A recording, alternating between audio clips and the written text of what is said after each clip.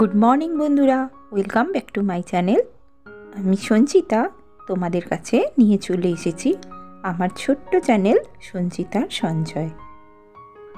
আশা করছি তোমরা যেখান থেকে এই ভিডিওটি দেখছো সবাই ভালো আছো, সুস্থ আছো আর সাবধানেও আছো। আমরাও বেশ ভালো আছি। আজ বুধবার আর এখন সকাল 7টা। তোমাদের সবার ভালোবাসা, আশীর্বাদ আর শুভেচ্ছা সঙ্গে নিয়ে আমার আরেকটি নতুন ভিডিও নিয়ে উপস্থিত হয়ে গেছি তোমাদের সামনে। আমার সকালটা শুরু হয়ে গেছে চা দিয়ে। তোমাদেরও কি তাই? তোমরা কি চা দিয়ে শুরু করেছো না অন্য কিছু দিয়ে? দেখো, সকাল থেকেই আজকে আমার অনেক ব্যস্ততা, ধৈর্য আর সহ্যের পরীক্ষা দিতে হবে। দেখতে পাচ্ছ, বছরের প্রথম কড়াই শাক নিয়ে এসেছে। সেই কড়াই শাকটাকে কিন্তু আমাকে অনেক ধৈর্যের সঙ্গে আর সহ্যের ক্ষমতা দেখানোর জন্য এই কড়াই শাকগুলোকে কিন্তু আমাকে কাটতে হবে। আর সকালের টিফিনের জোগাড়টাও আমি মোটামুটি করে নিয়েছি, কারণ আগের দিন রাত্রি থেকেই কিন্তু আমি সমস্ত কেটে রেখেছিলাম সকালবেলা টিফিন করব। আজকে করব বেগুন ভাজা, কারণ এই পৌষ মাসের যে বেগুন, আর তোমার যেটা আমাদের কথায় আছে পৌষে বেগুন, কিন্তু যেহেতু আমাদের অঘ্রাণ মাস প্রায় শেষ, তা বেগুনগুলো কিন্তু ভালোই হয়েছে। বাজার থেকে কিনে নিয়ে এসেছে বেগুনগুলো, দেখে কিন্তু ভীষণ লোভ লাগছিল। আর কচি ছিল ভীষণ, বেগুনগুলো নরম, তাই জন্য ভাবলাম এক পিস করে বেগুন ভাজা করা যাক সকালবেলা। আর এই যে আলু, কুমড়ো আর কড়াইশুঁটি দিয়ে একটা সাদা তরকারি করব টিফিনের জন্য। এটা কিন্তু খেতে ভীষণ ভালো লাগে। আর আমার শীতকালে আমার কিন্তু ভীষণ ভালো লাগে এই যে গরম রুটিতে আর ঘি মাখিয়ে খেতে। ঘি দিয়ে খেতে এত সুন্দর লাগে, আর যে কোনো ভাজা তার সঙ্গে পড়লে জাস্ট জমে যায় কিন্তু শীতের সকালটা। তা আমি সেটাই করেছি, আর এই সাদা তরকারিটা করেছি। এটাও কিন্তু ঘি মাখানো রুটি দিয়ে খেতে বেশ ভালো লাগে। তো আজকের মতো তো টিফিনের পার্ট শেষ হয়ে গেল। এবার 2-3 দিন ধরে ওর বাবা নিয়ে এসে রেখেছিল তোমার অলিভ, বেশ কিছুটা নিয়ে এসে রেখে দিয়েছিল, মানে জলপাই। তা দেখলাম কাঁচাই এনেছে। আর একটা ওই যে বললাম, ছেলেরা কোনো জিনিস বাজার থেকে কিনে নিয়ে এলে কিন্তু একদমই দেখে নিয়ে আসে না, তার মুখের মধ্যে কিছুটা কাটা ছিল। তা যাই হোক, সেটাকে আমি কিন্তু প্রেসার কুকারে সেদ্ধ করে নিলাম। আর কড়াই শাক যেহেতু অনেকটা এনেছিল, তার মধ্যে কিছুটা কেটে কিন্তু আমি ফ্রিজে তুলে দিলাম। আর বাকি কড়াই শাকটা আমি পেঁয়াজকলি, শিম দিয়ে ভাজবো। কারণ জানো তো, পেঁয়াজকলি, শিম না দিলে কড়াই শাক কিন্তু খেতে ভালো লাগে না।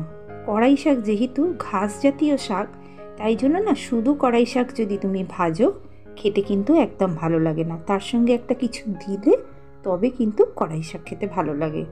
কড়াই শাকটা আমি একটা শুকনো লঙ্কা ফোড়ন দিয়েই কিন্তু ভাজলাম, আর খেতে কিন্তু খুব সুন্দর হয়েছিল।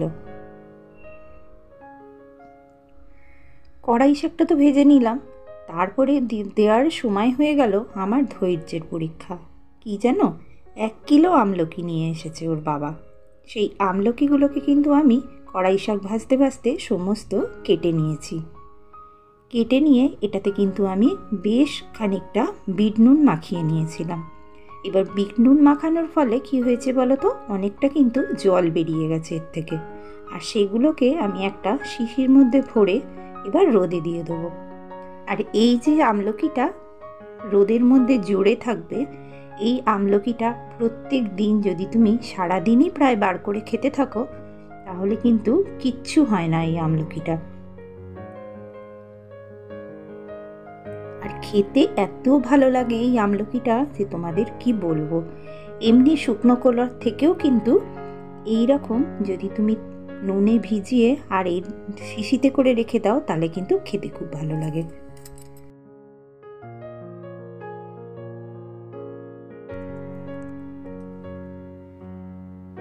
জলপাইটাকে কিন্তু আমি প্রেসার কুকার থেকে বার করে, দানাগুলো বার করে ওটাকে একটু ভালো করে মেখে নিয়েছিলাম। তারপরে তেলের মধ্যে একটু সর্ষে ফোড়ন দিয়ে আর জলপাইটাকে আমি দিয়ে দেব। এরপরে একটুখানি হলুদ, নুন দিয়ে আর ভালো করে একটু লেই করে নেব, তারপরে কিন্তু আমি চিনিটা দেব। এইটা কিন্তু আমি জলপাইয়ের চাটনি করছি, আর এই জলপাইয়ের চাটনিটা কিন্তু অনেক দিন ফ্রিজে রেখে খাওয়া যায়।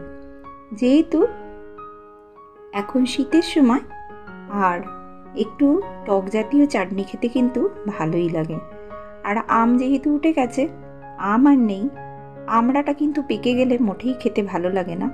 এখন জলপাই ছাড়া গতি নেই, তাই জলপাইয়ের চাটনি একটু করে রেখে দিচ্ছি যে ভাত দিয়ে খাবার জন্য। তো বন্ধুরা, সংসারে আমরা অনেক কাজ করি, কাজের মাঝখানেও কিন্তু আমাদের যেটা প্রয়োজন হয় প্রচণ্ড ধৈর্য, সহ্য শক্তি, বুদ্ধি আর অনেকটা কিন্তু আন্তরিকতা। সংসারে যদি আমাদের আন্তরিকতা না থাকে প্রত্যেকটা কাজের প্রতি, আর তাদের প্রতি যদি ভালোবাসা না থাকে, তাহলে কিন্তু আমরা কখনোই সংসারে নিজেকে স্বয়ংসম্পূর্ণ হিসাবে প্রতিষ্ঠিত করতে পারি না। তাই নিজেদেরকে যদি স্বয়ংসম্পূর্ণ ভাবতে হয়, তাহলে কিন্তু আমাদের প্রচুর ধৈর্য শক্তি আর সহ্য শক্তিরও কিন্তু প্রয়োজন হয়। আর এই ধৈর্য শক্তি আর সহ্য শক্তি দুটোই কিন্তু তখনই ফুলফিল হয় যখন আমরা প্রত্যেকটা কাজের মাধ্যমে বুদ্ধি অ্যাপ্লাই করব। তা বুদ্ধি অ্যাপ্লাই করে যদি আমি এই সমস্ত কাজগুলোকে সুন্দরভাবে গুছিয়ে করে নিতে পারি, তবেই কিন্তু নিজের সাকসেস দিনের শেষে। আর তখনই তুমি বলতে পারবে যে আমার সমস্ত কাজ আমি সময়ের মধ্যে করে নিতে পেরেছি এবং সবার মনের মতো আমি সব কাজটা কিন্তু উপস্থিত করতে পেরেছি। এরপরেই কিন্তু সমস্ত কাজ আমার রান্নাঘরের হয়ে গেছে। দেখতেই পেলে তোমরা, আমি কিন্তু তরকারি ভাত করে নিয়েছি, নিয়ে কিন্তু আমি সোজা চলে এলাম ঘরে আর এক সহ্য শক্তির পরীক্ষা দিতে। কারণ এখন বিছানায় কিন্তু প্রচুর জিনিসপত্র, এই যে জিনিসগুলো পাট করতে করতে কিন্তু অনেকটা সময় যায়। যেহেতু কম্বল, কাঁথা, বিছানার সমস্ত কিছু ঝাড়াঝাড়ি, আর বিছানাটা একদম মানে সেই কি বলবো, যেন মনে হচ্ছে স্টোর হাউস। তো যাই হোক, বিছানাটাকে পরিষ্কার করে নিলাম, ঘরদোরগুলো পরিষ্কার করে নিলাম। আর চারিদিকে যেহেতু সোয়েটার, মাফলার সমস্ত কিছু, আল্লাতেও কিন্তু জিনিস বেশি হয়ে গেছে। সব জায়গায় কিন্তু আমাদের জিনিস বেশি। তা কি করব এগুলোকে? যেহেতু আমার ছোট ঘর, জায়গা কম, সেহেতু আমাকে এগুলো সব পরিপাটি করে গুছিয়েই কিন্তু আমাকে রাখতে হয়। বা যদি পরিপাটি করে না রাখি, তাহলে সেটা কিন্তু খুবই দৃষ্টিকটু লাগে। তার রোজের কাজের মধ্যে এই কাজগুলো কিন্তু আমাদের সবই এক্সট্রা। যেমন আমাদের বিছানাতে জিনিসপত্র বেশি হয়েছে, তেমন আনলার জিনিসপত্রও বেশি হয়েছে, তেমন দেখবে তুমি শু র্যাকের সামনেও কিন্তু জিনিস বেশি। কারণ আমরা গরমকালে যে সমস্ত শু ইউজ করি, সেগুলো কিন্তু এখন আর করছি না। এখন বড় পুরো কাভার শুগুলো ইউজ করছি, এবং সেগুলোও কিন্তু সামনে পড়ে আছে, ঠিক জায়গায় আমরা রাখছি না। কারণ কি বলতো, তুলতে গেলেই বলবে এটা তো আবার পরবো, তাই এটা এখানেই থাক। সেইভাবে সমস্ত শুও কিন্তু রাখা আছে বার করে।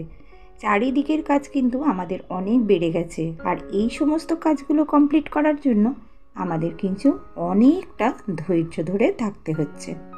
আর যদি সহ্য শক্তি আমাদের না থাকে, এক এক সময় ধৈর্য হারিয়ে ফেলছি, সহ্য শক্তি হারিয়ে ফেলছি, তখনই কিন্তু রাগ করছি যে তোমরা জায়গার জিনিস জায়গায় কেন রাখছো না।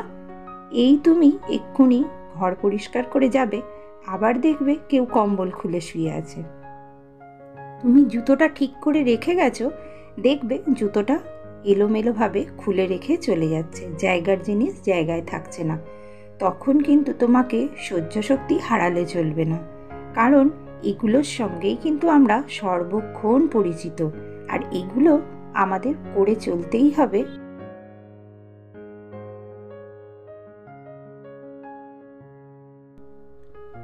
তো ঘরের কাজ করতে করতে যে সমস্ত দিদিভাইরা আমাকে কমেন্ট করেছো, তাদের নামগুলো বলে দিই। পূজা মালিক, শাশ্বতী ঘোষ দিদিভাই, তোমরা বলেছো যে আমার ভিডিওটা দেখেছো। আর শাশ্বতী দিদিভাই, তুমি আমাকে কমেন্ট করেছো আমার শরীর খারাপ, মাকে নিয়ে হসপিটালে গিয়েছিলাম। হ্যাঁ গো, আমার ভীষণ শরীর খারাপ, আমি একদম বিছানা থেকে উঠতেই পারছি না। তো যাই হোক, এতক্ষণ যারা আমার ভিডিওটা দেখছো এবং আমার সঙ্গে আছো তাদের অসংখ্য ধন্যবাদ। আর তোমরা শেষ পর্যন্ত দেখার জন্য ভিডিওটা তোমাদেরকে আমি আবার একবার অসংখ্য ধন্যবাদ জানাচ্ছি। আর যে সমস্ত নতুন বন্ধুরা আমার ভিডিওতে আজকে প্রথম ভিজিট করেছো তাদেরকেও অসংখ্য ধন্যবাদ পুরো ভিডিওটা দেখার জন্য। এবং তোমাদের যদি একটুও ভালো লেগে থাকে আমার এই ডেইলি ব্লগটা, তাহলে তোমরা একটা লাইক করে দিয়ে যেও। আর যদি আমার পরিবারে স্থায়ীভাবে থাকতে চাও তাহলে অবশ্যই একটা কমেন্ট ও সাবস্ক্রাইব করে দিয়ে যেও। কারণ তোমরা কমেন্ট করলে আমার সেই কমেন্টগুলো পড়তে কিন্তু ভীষণই ভালো লাগে। আর যদি একটা লাইক দাও তাহলে কিন্তু পরের ভিডিওটা তৈরি করতে আমার আরও অনেকটা বেশি ভালো লাগে, যাতে তোমাদের সামনে নিত্য নতুন ভিডিও নিয়ে আসতে পারি আর তোমাদের সঙ্গে মনের কথাগুলো শেয়ার করতে পারি। তো আজ এই পর্যন্ত, দেখা হচ্ছে পরের ভিডিওয়ে। ততক্ষণ সবাই ভালো থেকো, সুস্থ থেকো, টাটা।